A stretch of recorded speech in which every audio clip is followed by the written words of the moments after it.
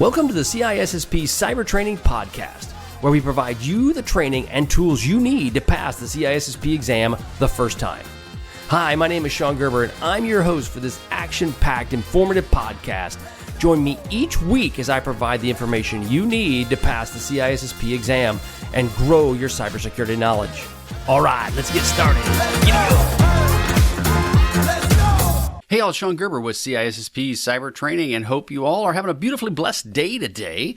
Today is CISSP Question Thursday. Yeah, so we are super excited to talk about some questions today.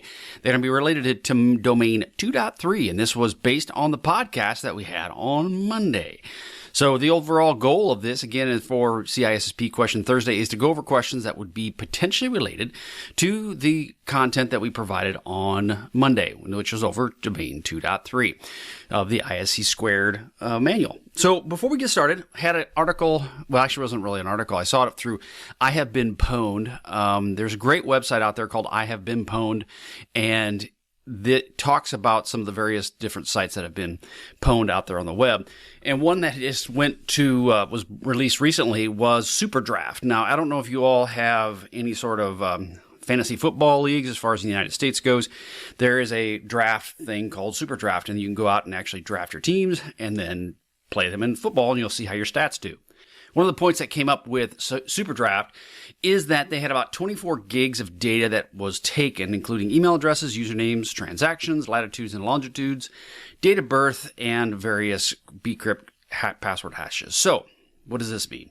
Well, the part that I want to kind of come back to on this is if you go to I've Been Pwned, there's gazillions of sites that are available to you or that have been pwned by hackers.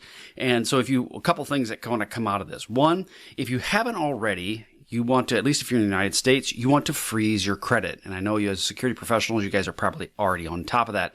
But I get busy in life and I forget to do things. But if you haven't frozen your credit with the various credit agencies, you need to do that as soon as you possibly can. Because as we know, your information has been compromised more times than you can probably count. And so therefore, the bad guys and girls have access to your most sensitive information. Now, when it comes to that Superdraft situation here, the reason I say this is a little bit more concerning is let's just go with the attitude that most people, they reuse their passwords. And if they reuse their passwords, they use them on different sites. Well, let's just take into account if you are creating a fantasy football league, odds are pretty good that you might be doing some online betting. And if you are doing some online betting, then your accounts probably are maybe, just maybe, it's very similar to the ones you would have with Superdraft. So, if you have used the Superdraft app and you do online betting, you definitely want to make sure that you have some multi-factor enabled, but don't just rely on that. I would go in and change your passwords and information. But at the end of the day, if your email addresses and all these financial transactions are out there in the open, you better really lock down your credit, and I would really keep a good close eye on any sort of financial transactions you might be making in your behalf or in somebody else's behalf. So just kind of something to consider as related to Superdraft. Okay, so let's go ahead and get started. So this is, again, you can get all these questions at CISSPcybertraining.com, and you can get access to all of my content. I'm actually looking to potentially roll out a new platform that's going to be more on the lines of quizzing and be able to give you some maybe potential real-time feedback and some gamification around these questions. The ultimate goal is to help give you the tools you need to pass the CISSP exam, and we're looking at different ways to help you do that. So head on over to CISSPcybertraining.com and gain access to all of my content. You can get access to these questions at CISSPcybertraining.com, and you can go through them. There might be an opportunity in the future. We might be looking at some different kinds of capabilities, potentially some gamification, but we will see. It's still in the works. I'm hoping to roll something out, maybe a beta test of it within the next couple of weeks. And if you are on my mailing list, you will be some of the first people to have a look at it and see what you think. All right, so let's get started. Again, this is Domain 2.3, and we're going to get into question number 1. Question 1, which of the following best describes the primary responsibility of an asset owner? A, defining asset control policies and data classification for an asset. B, implementing operational security controls for an asset. C, monitoring the daily usage of an asset. Or D, performing backups and disaster recovery tests of a specific asset. So which of the following best describes the primary responsibilities of an asset owner? And it would be A, defining access control policies and data classification for the asset. Now, all of those can be valuable, but the primary responsibility would be to define the control policies and the data classification. Question number 2. What is a significant risk associated with virtual asset management in a cloud environment? So what is a significant risk associated with virtual asset management in a cloud environment? A, high hardware costs. B, lack of patching mechanisms. C, virtual machine sprawl. Or D, the inability to configure encryption. So which is a significant risk associated with virtual asset management?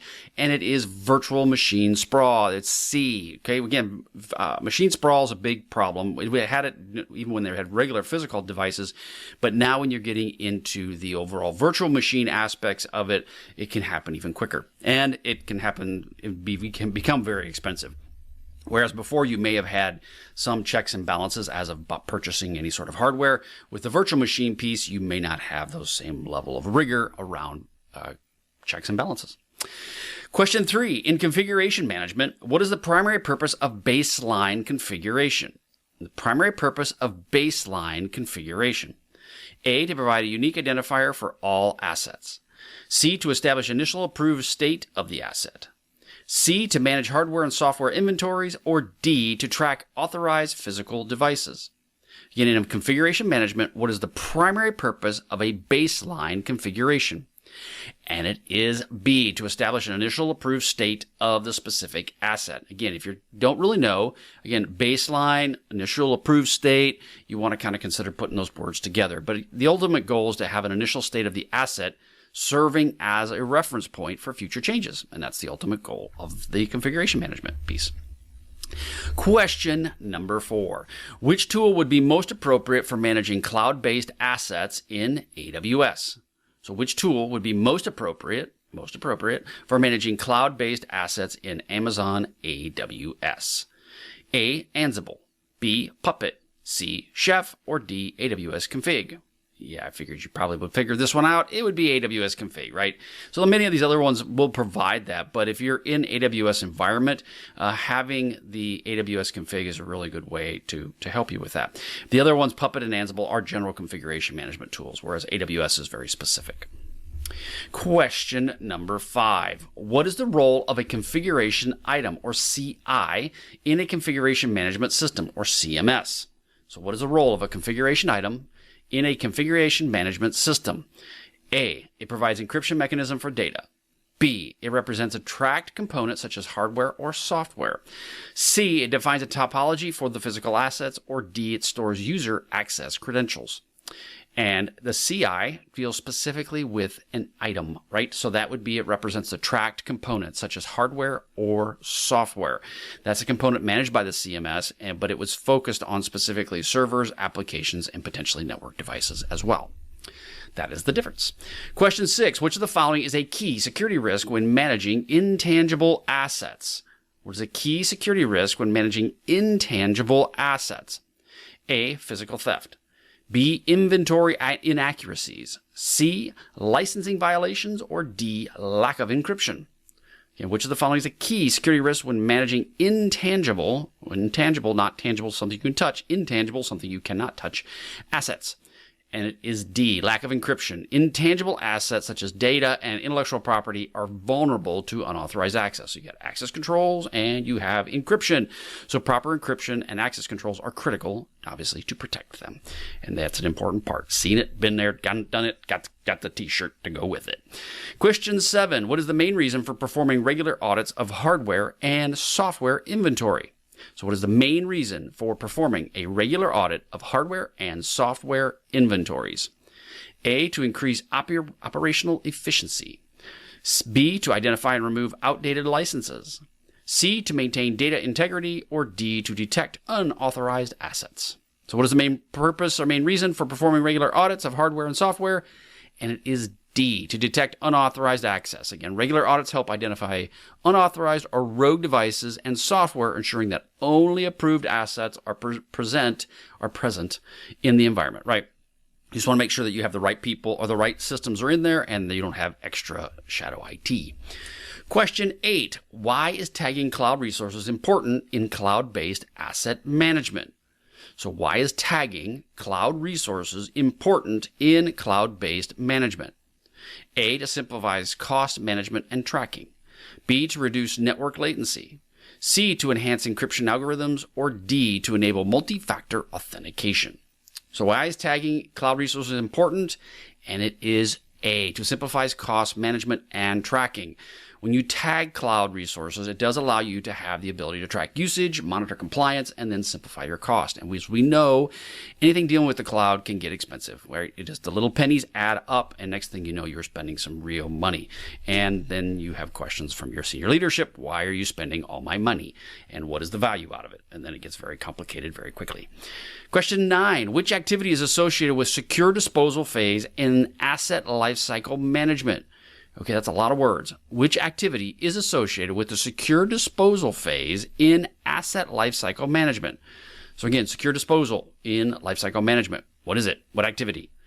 A, encryption of data at rest. B, securely wiping and destroying sensitive data. C, conducting risk assessments. Or D, updating access control policies. And the answer is B, right? Secure wiping and destroying of sensitive data. Anytime you're dealing with the asset lifecycle management, that is where it would come into play, right? So it prevents unauthorized access to sensitive information by retiring and destroying this equipment. So you want to keep that in mind. You also want to get very closely set up with people in procurement when they buy stuff that may have some sort of data retention in it. In the past, it used to be hard drives and printers, which really isn't the case that much anymore. But there's other types of equipment that does have onboard storage. Question 10, which of the following describes a data classification scheme? Which of the following describes a data classification scheme? A method to configure network firewalls. B, a system of labeled data based on sensitivity labels. C, a strategy for managing hardware assets. Or D, a framework for software development. So which of the following describes a data classification schema? And it is B, a system to label data based on sensitivity labels, right? So data classification, we talk about, is an important part of any sort of organization security plan. And you need to have a scheme around that. And this would be, you'd have these labels set up either public, confidential, top secret, super secret, do not touch secret, whatever you want to call them. But you want to have these labels that are consistent within your organization. Question 11, what is the key advantage of using configuration management systems, using a CMS? What is the advantage of using a CMS, which we talked about a little bit earlier with the CIs and the CMS? What is the advantage of using it? A, reducing software licensing fees. B, preventing data corruption. C, ensuring consistent configurations and reducing risk. And D, encrypting virtualized environments. And we kind of already mentioned this a little bit. It's around consistent configurations and reducing your overall risk. Again, understanding what do you have within your organization, reducing the configuration errors, and then potentially dealing with the security vulnerabilities that are associated with it. Question 12, which of the following best describes shadow IT? Again, what is shadow IT? How does it work? What is it? A backup system for critical infrastructure. C, an advanced encryption method for cloud computing. C, unauthorized assets or systems used in an organization without formal approval. Or D, redundant physical asset inventory.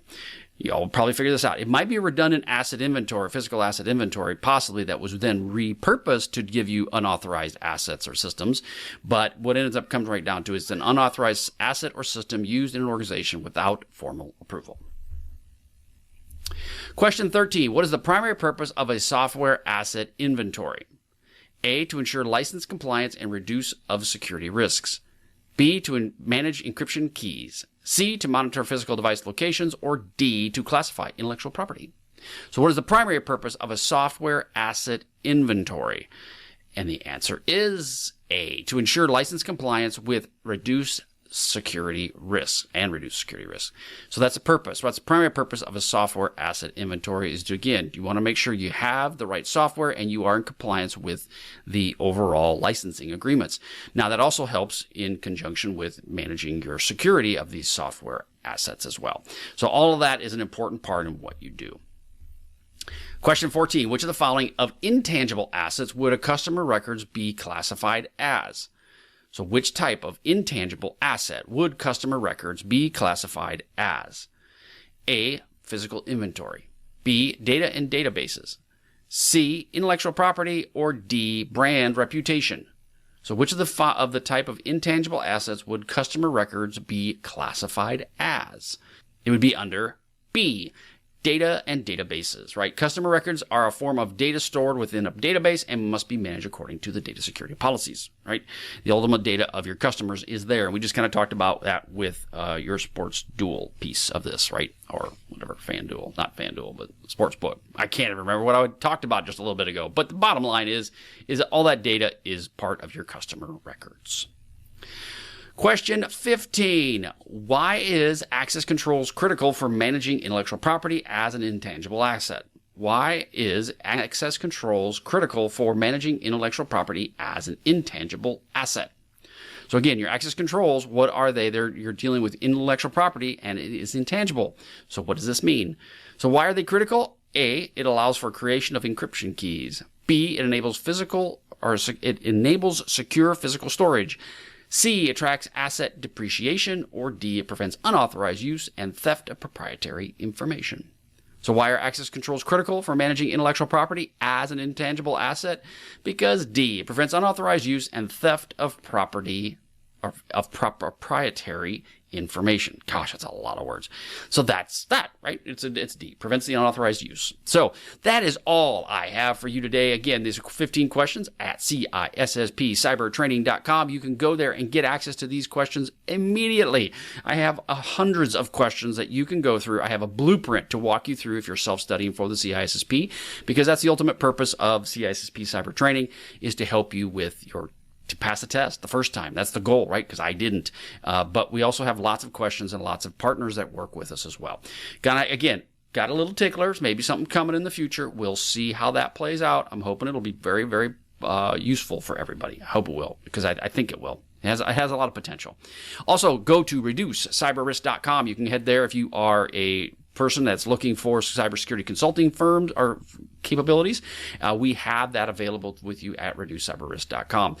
That's all there, from insider risk, disaster recovery, you name it, pen testing, certified ethical hacker stuff, you name it. We've all got it there at reducecyberrisk.com. That's the goal. So again, if you need a CISSP training, we've got it at CISSP Cyber Training. If you need consulting, we've got it at reducecyberrisk.com. Okay, have a wonderful, wonderful day, everybody, and have a safe trip going into work or wherever you're listening to this podcast. We will catch you all on the flip side. See ya. Hey, thanks again for listening today. It's been my pleasure to prep you for the CISSP exam. Are you interested, though, in some free CISSP exam questions? Head on over to freecisspquestions.com and sign up to join my email list, and you'll receive access for 60 free CISSP questions each and every month for the next 6 months. That's a total of 360 questions just for signing up with CISSP Cyber Training. You'll also gain access to other free CISSP resources, so just head on over to freecisspquestions.com and sign up, or head on over to CISSPcybertraining.com and sign up today. Have a wonderful day, and we will catch you on the flip side. See ya.